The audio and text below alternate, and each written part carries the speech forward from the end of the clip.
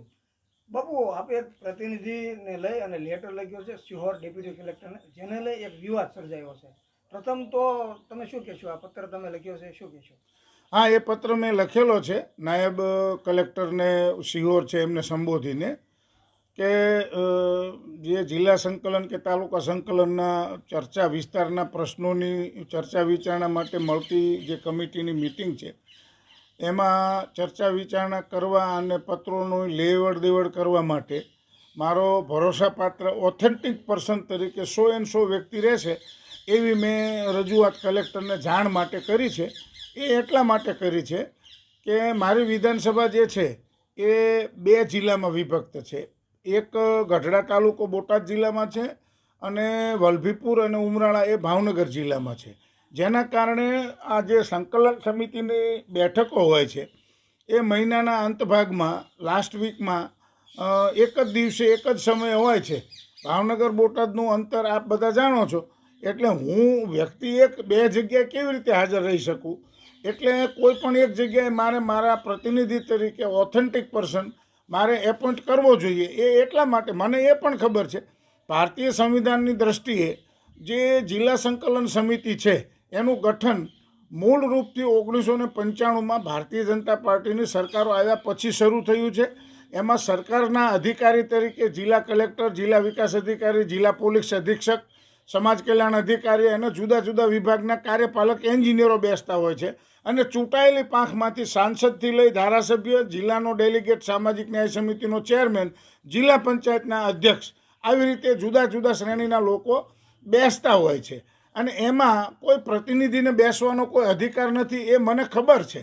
પરંતુ મિટિંગ પહેલાં અથવા મિટિંગ પછી મેં મોકલેલા પત્રોની લેવડ દેવડ કરવા અને સંકલન સમિતિમાં થયેલી ચર્ચાના સાધનિક દસ્તાવેજી પુરાવાઓ જે છે એ સરકારી પ્રોપર્ટી ગણાય, એ જે છે એ સુરક્ષિત રીતે મારા સુધી પહોંચે એવા સારા આશયથી મેં મારો ઓથેન્ટિક પર્સન એપોઇન્ટ કર્યો છે કે આપ શ્રી આ માણસની સાથે વૈચારિક આદાન પ્રદાન કરજો અને પત્રાચાર અથવા તો જે દસ્તાવેજી સાધનિક પુરાવાઓ જે છે ચર્ચાના મુસદ્દાઓ એના પેપર્સ એના દ્વારા મોકલશો તો મને મળી જશે. આશય એ છે.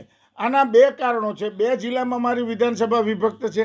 એક જ સમયે એક જ દિવસે 2 મિટિંગમાં હું હાજર ના રહી શકું, એટલે એક જગ્યાએ મારો પ્રતિનિધિ મૂકવો પડે. અને બીજું, હું ભારતીય જનતા પાર્ટી અનુસૂચિત જાતિ મોરચાનો રાષ્ટ્રીય મહામંત્રી છું અને એ દૃષ્ટિએ ભારતના કુલ રાજ્યોમાંથી 30 જેટલા રાજ્યોમાં SC આબાદી છે અને ફરજિયાતપણે મારે મહિનામાં 12 કે 15 રાજ્યોનો પ્રવાસ કરવાનો થતો હોય છે. હવે સ્વાભાવિક છે 12 કે 15 રાજ્યોનો પ્રવાસ કરો તો મહિનો પૂરો થઈ જાય અને એવી પરિસ્થિતિમાં અહીં હું કદાચિત એબસન્ટ હોઉં તો એવી પરિસ્થિતિમાં આ માણસ સાથે તમારે લેવડ દેવડ પત્રાચારની અથવા તો જે સાધનિક પુરાવાઓ છે એની કરવી. પણ મૂળ રૂપે આ પ્રતિનિધિ એપોઇન્ટ કરવામાં નકારાત્મક એપ્રોચ સાથે જે લોકો ટિપ્પણીઓ કરે છે એમને આપના માધ્યમથી માત્ર એટલું કહેવા માગું છું કે હું અહીં એબસન્ટ છું, એમાં હું ક્યાંક મનાલીને એવી જગ્યાએ ફરવા જતો રહ્યો ને એબસન્ટ છું એવો સબ્જેક્ટ નથી. 2 જગ્યાના કારણે એક જ જગ્યાએ ઉપસ્થિત રહી શકું એ સ્થિતિ આપ સૌ જાણો છો. બીજા નંબરમાં આમાં આશય મારો છે એ વિસ્તારના નાનામાં નાના પ્રશ્નોનું નિરાકરણ થાય, એનો નિકાલ આવે અને ટેબલ પર પ્રશ્નો પડતર ના રહે એવો શુભ આશય હોવાના કારણે આ મેં કર્યું છે. નહીં કે એનો અર્થ કે અનર્થ કરી અને એનું અર્થઘટન જુદી રીતે વિપક્ષના લોકો કરી રહ્યા છે. તો આપના માધ્યમથી હું તો એટલી જ પ્રાર્થના કરીશ કે ભગવાન આવા લોકોને સદબુદ્ધિ આપે. મેં મારો પ્રયાસ કર્યો છે વિસ્તારના પ્રશ્નોને વાચા મળે, એનું નિરાકરણ આવે, એનો યુદ્ધના ધોરણે નિકાલ થાય એવો સારો પ્રયાસ છે મારો. બાપુ, ખાસ કરીને કોંગ્રેસ અને લોકો દ્વારા પણ એવા આક્ષેપો થઈ રહ્યા છે કે બાપુને જો સમય જ ન હોય, ખરેખર મહિનામાં એકવાર સંકલનની બેઠક મળતી હોય છે, બાપુને ધારાસભ્ય તરીકે હાજરી આપવી જોઈએ જેથી કરી લોકોના વિકાસના કામો રૂંધાય નહીં. કોંગ્રેસ પણ એવા આક્ષેપો કરી રહી છે, શું કહેશો? જુઓ, વિપક્ષનું કામ છે કે પાણીમાંથી પોરા કાઢવા. પહેલાં તો કોંગ્રેસના મિત્રોને હું એ કહું છું કે તમારી સરકારો રાજ્યની હતી ત્યારે સંકલન સમિતિ જિલ્લાની તમે ગઠિત કરી શક્યા હતા કે કેમ, અથવા તો આવી કોઈ પદ્ધતિ હતી કે કેમ, એ બહુ મોટો પ્રશ્ન છે.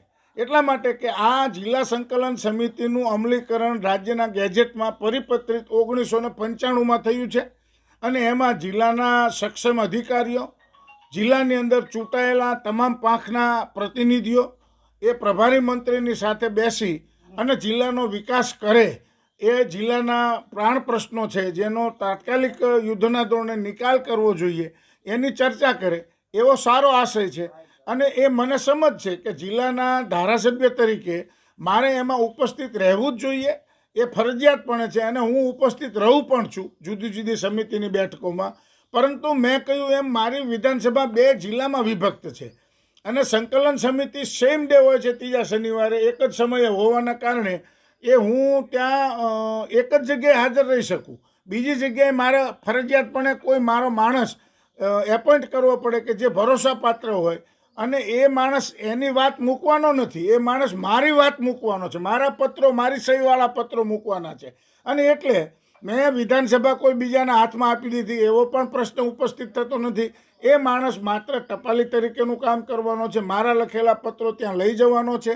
પરંતુ કલેક્ટરશ્રીને મેં જાણ કરી છે કે આ વ્યક્તિ જે છે એ મારો ઓથેન્ટિક પર્સન છે, આ વ્યક્તિ પત્રો લઈને આવે એ માન્ય રાખવા, આ વ્યક્તિ જે બોલશે એ મેં બોલ્યા બરાબર સમજી અને એની ચર્ચાને આપે ગ્રાહ્ય રાખવી, અને એને હું સંકલન સમિતિમાં મોકલવા કે એમાં બેસાડવો એવી મેં રજૂઆત બિલકુલ કરી નથી. એટલે જે વિપક્ષની ટિપ્પણી છે કે ધારાસભ્ય હાજર રહેવું જોઈએ, હું હાજર જ રહું છું, પણ 2 જગ્યાએ એક સાથે કેવી રીતે ઉપસ્થિત રહી શકું?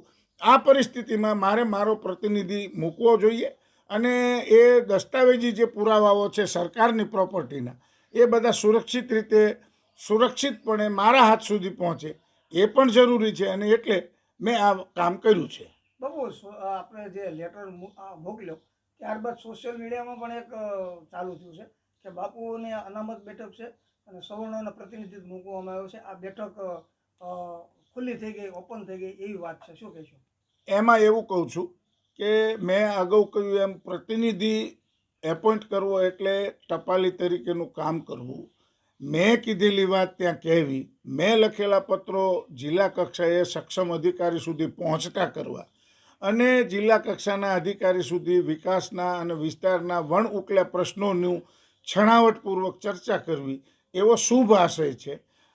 અને એમાં કોઈ એવી ટિપ્પણી કરતું હોય કે એસસી કેટેગરીની સીટ છે તો એમાં કેટેગરીવાળો વિષય નથી, એટલા માટે કે વિસ્તારના વિકાસના જે પ્રાણ પ્રશ્નો છે એની ચર્ચા કરવા, એનું નિરાકરણ લાવવા જે ભાઈ જવાના છે એ મારી સહીવાળા લેટરો લઈને જવાના છે. એમની સહી ઓથોરાઇઝ છે એવું મેં ક્યાંય નથી કીધું, એમની રજૂઆત ઓથોરાઇઝ છે એવું મેં નથી કીધું, મારા પ્રતિનિધિ તરીકે એ જવાના છે. એટલે અહીં જે સોશિયલ મીડિયામાં ટિપ્પણીઓ થાય છે એ પણ નિરાધાર અને ગેરવ્યાજબી છે.